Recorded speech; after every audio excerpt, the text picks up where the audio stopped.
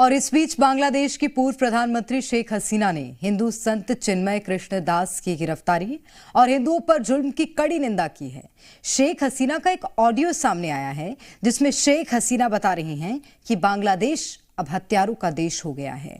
पूरी दुनिया में बांग्लादेश का नाम खराब। शेख हसीना ने कहा कि बांग्लादेश लोगों के ऊपर जुल्म करने वाला देश बन गया है। ऐसे में बांग्लादेश खत्म होने के कगार पर है, क्योंकि बांग्लादेश में किसी को बोलने का अधिकार नहीं है, किसी मीडिया को खबर दिखाने का हक नहीं है।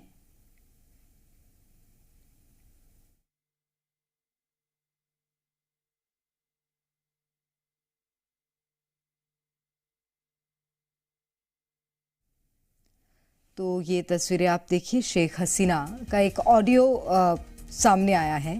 पूर्व प्रधानमंत्री हैं शेख हसीना बांग्लादेश की, और उन्होंने भी इस हिंसा को लेकर इसकी कड़ी निंदा की है।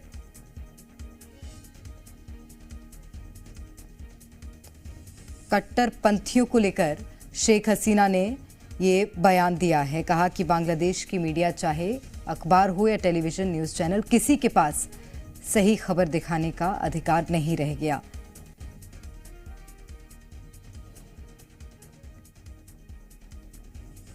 वहीं बांग्लादेशी जमात पर बड़ा खुलासा हुआ है। हिंदुओं के खिलाफ जमात की बड़ी साजिश सामने आई है।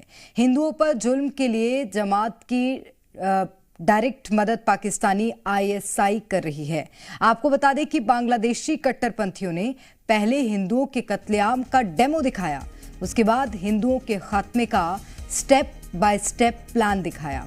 अब इस काम में जमात की मदद पाकिस्तानी आर्मी करने वाली है। खबर है कि पाकिस्तान की बैट यानी बॉर्डर एक्शन टीम हिंदुओं के मारकाट की ट्रेनिंग देगी। आपको बता दें कि जमात का शुरू से पाकिस्तान से लगाव रहा है।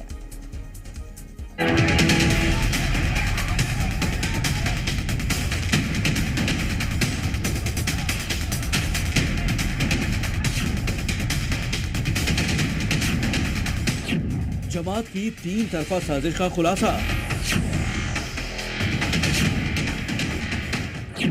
कतर में मिले पाकिस्तानी बांग्लादेशी मौलाना। बीजिंग में जमातियों के लिए रेड कारपेट।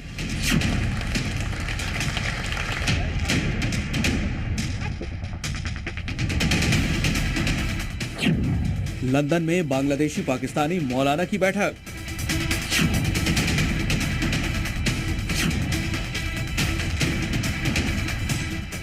इस वक्त बांग्लादेश की यूनुस सरकार 2-2 जमात के इशारे पर काम कर रही है, या यूं कहें कि जमात के हाथों की कठपुतली बन गई है। बांग्लादेश के दोनों जमात के बारे में आपको आगे बताएंगे, लेकिन उससे पहले बड़ी खबर जान लीजिए।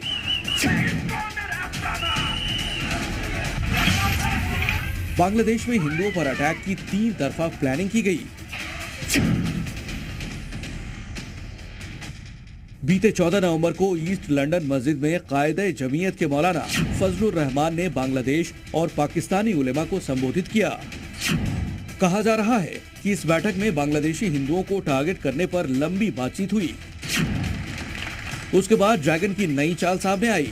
बांग्लादेश के भारत विरोधी इस्लामिक कट्टरपंथी नेताओं के लिए चीन में रेड कारपेट बिछाई गई। पिछले हफ्ते बांग्लादेश के जमात इस्लामी और अन्य दलों के नेताओं का डेलीगेशन बीजिंग पहुंचा था, जहां चीन की सरकार ने उनका जोरदार वेलकम किया, जबकि चीन को पता था कि बांग्लादेश में अल्पसंख्यक हिंदुओं को खुलेआम मारा काटा जा रहा है। इससे ये बात तो साफ हो जाती है कि जमात को चीन का भी खुला समर्थन है। सीधा सीधा ट्रेंड दिखता है कि इस इशू को इंटरनेशनलाइज किया जा रहा है, और क्योंकि बांग्लादेश में जमात पाकिस्तान द्वारा सपोर्टेड थी, ISI द्वारा सपोर्टेड थी, ये क्लैरिटी है कि जब वो इंटरनेशनल लेवल पर भी आती है तो बांग्लादेश के जमात का इतना बड़ा इन्फ्लुएंस नहीं है, और इस इन्फ्लुएंस को कामयाब करने के लिए ISI और पाकिस्तान उसकी मदद कर रहा है। लेकिन सबसे चौंकाने वाला खुलासा आगे है।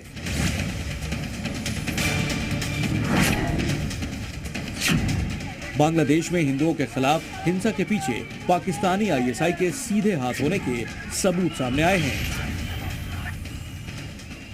पाकिस्तान ने हिंसा फैलाने के लिए बांग्लादेशी संगठन जमात इस्लामी के स्टूडेंट विंग का इस्तेमाल किया है।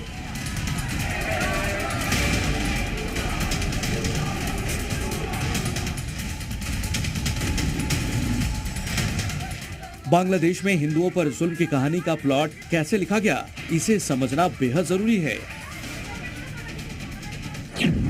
बांग्लादेश में साल 2023 से शेख हसीना की सरकार को अस्थिर करने की कोशिश शुरू हो चुकी थी, जिसके पीछे पाकिस्तान का हाथ था। इसके लिए बांग्लादेशी छात्र संगठनों को कोऑर्डिनेटर बने कुछ स्टूडेंट्स ने 1 साल पहले कई बार लगातार पाकिस्तान, दुबई और कतर का दौरा किया था। इन लोगों को अलग अलग तारीखों से विदेशी यात्रा कराई गई, जिससे किसी तरह का शक न हो। आईएसआई के रिटायर्ड लेफ्टिनेंट जनरल को बांग्लादेश के स्टूडेंट्स के साथ संपर्क करने का काम दिया गया था। आईएसआई का रिटायर्ड लेफ्टिनेंट जनरल फर्जी नाम से काम कर रहा था और उसने 1 साल के अंदर कई बार बांग्लादेश के चक्कर लगाए। आईएसआई लेफ्टिनेंट जनरल ने अप्रैल और सितंबर 2023 में दोहा के एक होटल में बांग्लादेशी छात्रों के एक ग्रुप से मुलाकात की थी। इस दौरान हिंदुओं को टारगेट करने और बांग्लादेश को अस्थिर करने के काम पर आईएसआई और बांग्लादेशी छात्रों के गुटों में सहमति बनी। आईएसआई ने बांग्लादेश में हिंसा को भड़काने के लिए प्लान के हिसाब से काम किया। आईएसआई ने जमात इस्लामी के छात्र गुटों को एक्टिव किया और उनको हर तरह से सपोर्ट किया, जिसके बाद जमात इस्लामी और उसके छात्र विंग ने शेख हसीना की सरकार के खिलाफ हिंसक प्रदर्शन शुरू कर दिया और अगस्त में शेख हसीना का तख्ता पलट हो गया।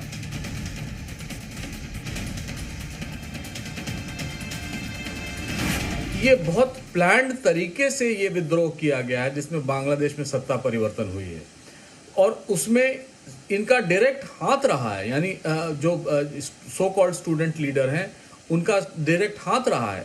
तो ये भी एक इन्वेस्टिगेशन का विषय होना चाहिए कि ये स्टूडेंट लीडर हैं, इनको सपोर्ट कौन कर रहा है। जमात के आगे झुके यूनुस।